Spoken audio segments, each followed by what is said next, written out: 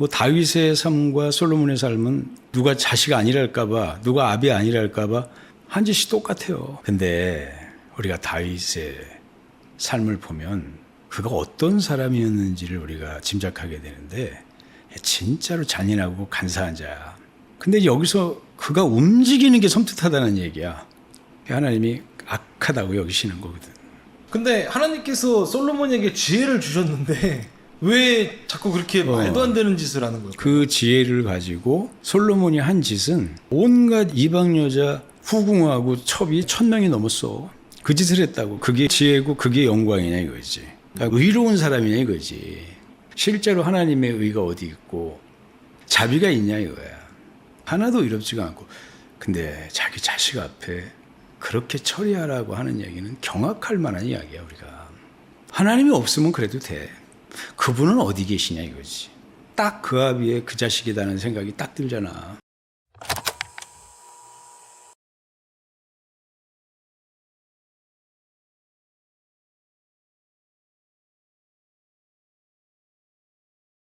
네, 목사님. 저희가 저번 시간에 다윗에 대한 이야기들을 목사님께서 해주셨잖아요.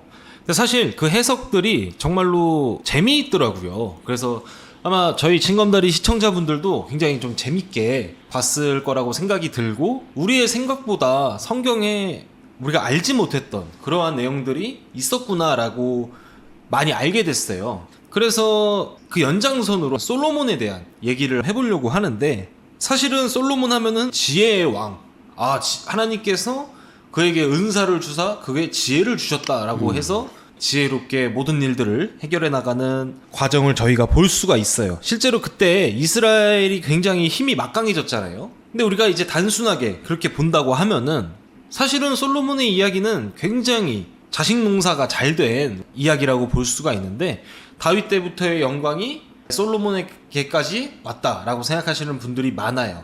하지만 전에 영상을 보면은 굉장히 웃긴 일이 있었다라는 것을 우리가 알 수 있는데, 알고 보면 솔로몬도 더했으면 더했지 덜한 놈은 아니다라고 목사님이 말씀하셨는데, 실제로 솔로몬은 어떤 자였을까요?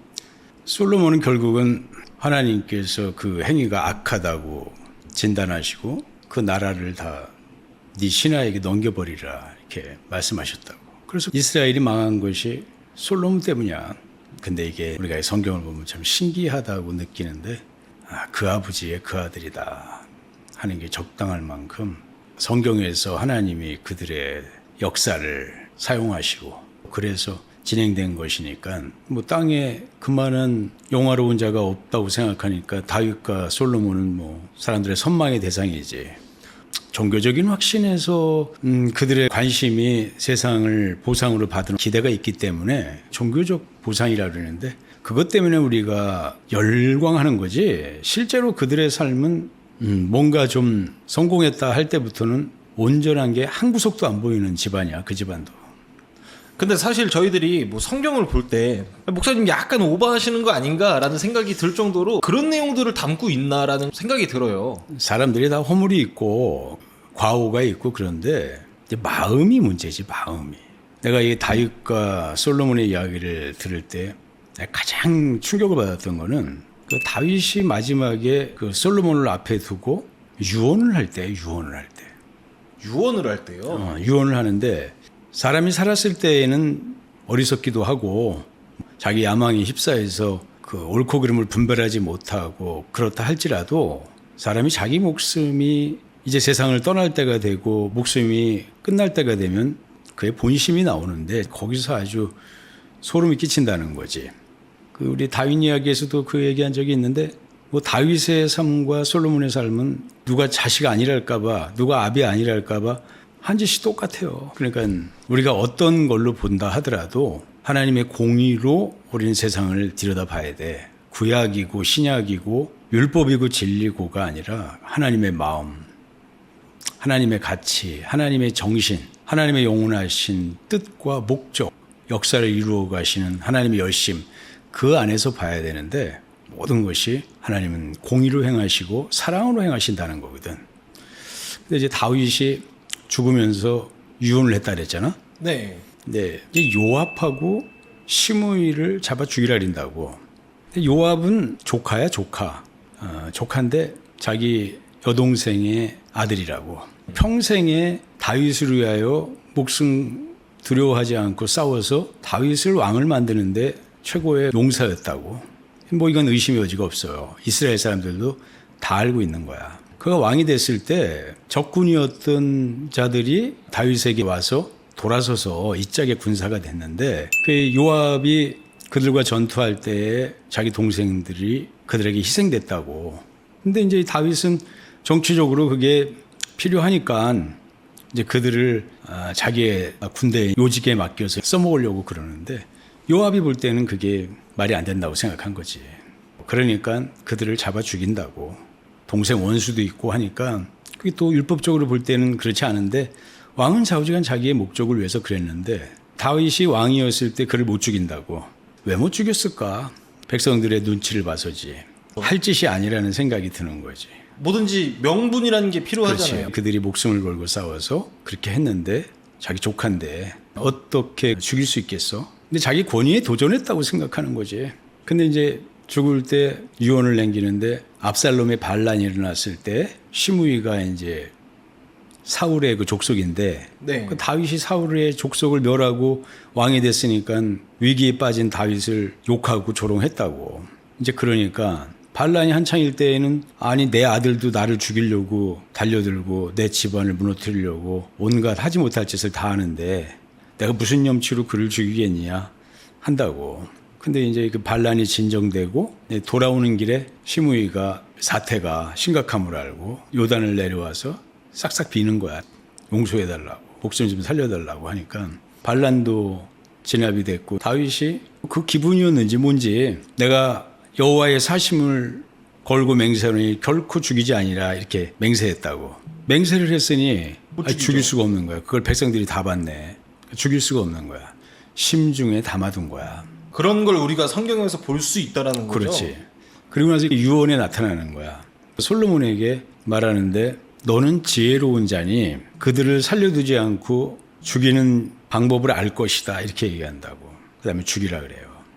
요압도 그렇고 시므이도 그렇고 죽이지 않겠다고 자기가 맹세한 바가 있는데 그거는 말뿐이지 다스릴 수가 없는 거야. 악인이라도 사람이 자기 수완이 다 될 때에는 자기 자식에게 의를 유언할 건데 다윗은 거기서 그들을 죽이라고 유언하는 거야. 자기가 살려주기로 마음을 먹었고 그렇게 행했고 그들의 공과가 있는데 죽으면서는 그거를 용납하지 못하겠는 거야. 그게 다윗의 심보라는 거지. 아 근데 생각해보면 죽기 전까지 그런다는 건 좀 이상해요. 마음판이라는 거야. 자기 자식한테 의를 예언해도 부족할 판에 죽이라 그런다고. 자기 원한 갖고 죽겠다는 거야. 사무쳤다는 얘기지. 근데 뭐라고 얘기하냐면 너는 지혜로우니까 그 방법을 네가 알 것이다 이렇게 말한다고. 그걸 지혜라고 생각해. 아 그러니까 티 안 나게 잘 버무리는 걸. 그렇지. 근데 우리가 다윗의 삶을 보면 그가 어떤 사람이었는지를 우리가 짐작하게 되는데 진짜로 잔인하고 간사한 자야. 근데 그걸 확인하고 돌이킬 생각은 하지 않고 그 방법을 너도 의뢰하라 이렇게 말한다고. 다윗이 자기 백성들은 전쟁에 내보내고 한가에 궁위를 걷다가 밧세바를 봤잖아. 모욕하는 걸 보고선 그가 마음에 들어오니까 간음했다고. 네. 근데 여기서 그가 움직이는 게 섬뜩하다는 얘기야. 죽인 걸 말씀하시는 거예요? 간음해서 아이가 생겼네. 우리아나 이런 군사들은 지금 전쟁하러 나갔고 요압 밑에서 네. 덜커덕 아이가 생기니까 다윗이 머리를 굴리는데 요압 보고 우리아를 휴가 보내라는 거야. 휴가를요? 그래야 동침하지 밧세바하고. 우리아가 밧세바의 남편인데 아니 전쟁에 나갔는데 애가 생겼다리면 전쟁에서 돌아왔을 때 밧세바가 살아남겠어? 그 친족들이 가만히 두겠냐고. 그 간음은 다윗이 드러나는 날에는 망신도 그런 망신이 없고 추태도 그런 추태가 없는 거지. 그걸 감추려고 우리아를 그 전쟁 중에서 휴가 보내서 밧세바하고 동침하라고 이렇게 하는 거야. 아 그래서 휴가를 보내는 그렇지. 거야. 근데 우리아가 너무 의로운 자라. 아니 휴가를 줘서 오랜만에 노고를 위로하려고 하니까 밧세바에게 들어가라 이렇게 얘기했는데 우리아가 아니 우리 군사들은 다 적하고 죽기 살기로 싸우고 있는데 가당치도 않은 말씀이라고 하면서 집에 들어가지 않는 거야. 다시 전쟁에 나가서 전투하에 이기고 돌아올 때까지는 합당하지 않다 그래서 집에 안 들어가네. 근데 이제 진짜 섬뜩한 일이 여기서 벌어져. 어쩔 수 없이 다윗의 계획은 다 무너졌어요. 그러니까 그렇죠. 우리아를 어쩔 수 없이 자기 전선으로 돌려보내는데 그의 손에 편지 한 장을 들려보내. 그 편지를 요압한테 갖다 주라고. 아, 맞아요.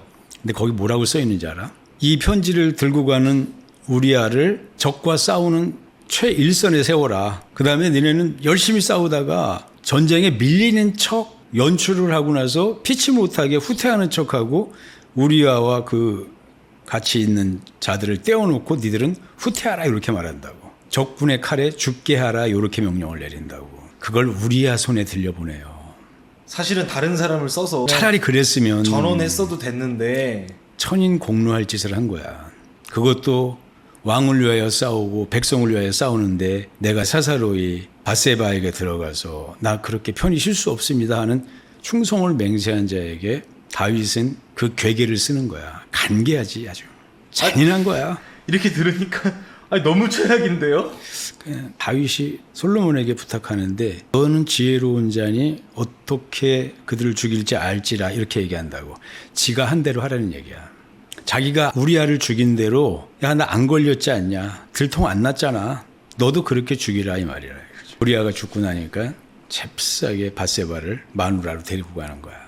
하나님이 악하다고 여기시는 거거든. 근데 그 아들을 죽었는데도 돌이키질 않아. 언제까지? 죽을 때까지도. 죽을 때 그 짓을 다시 하는 거야.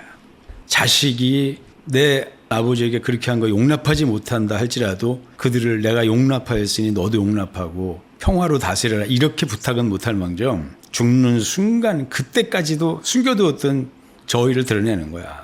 근데 제가 알기로는 죽이는 걸로 알고 있는데 죽이는데 아버지의 간계같이 죽여.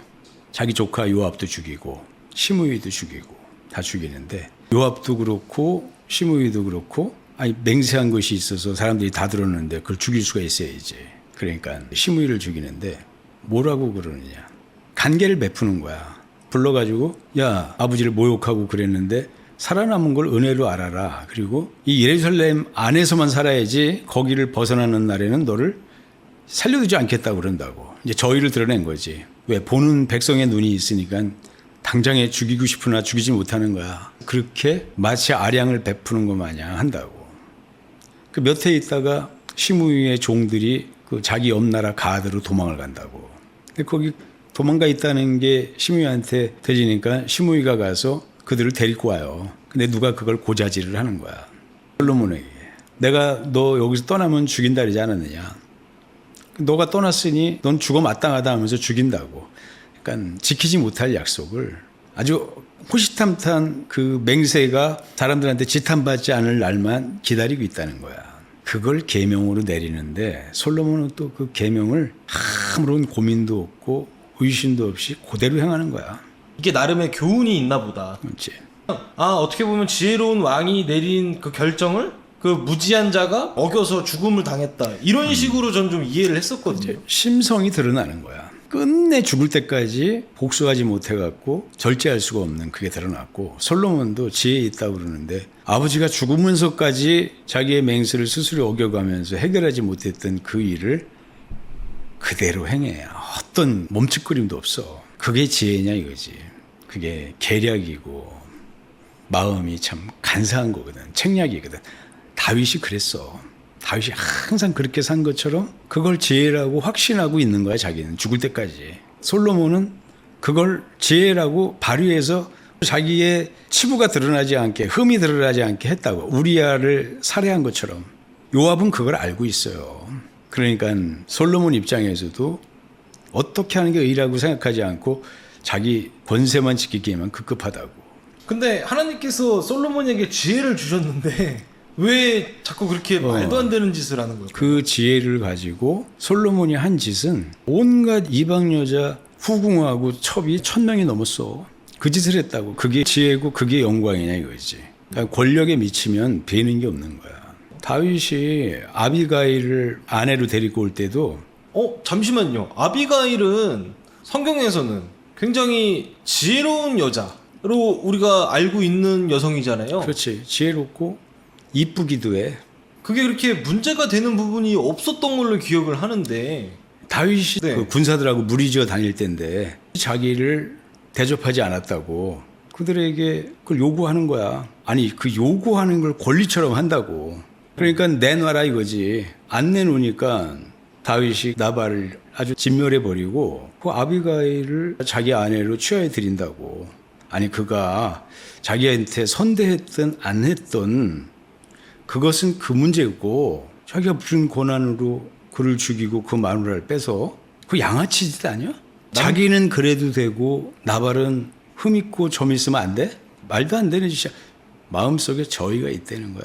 우리가 나발을 그냥 무식해서 망한 자 따랐으면 됐는데 이렇게 생각을 하는데 생각해보니까 당한 입장은 그냥 억울하게 당한 건데 내놓으라 할 때 안 내놨다는 거야. 그 강도지 뭐야.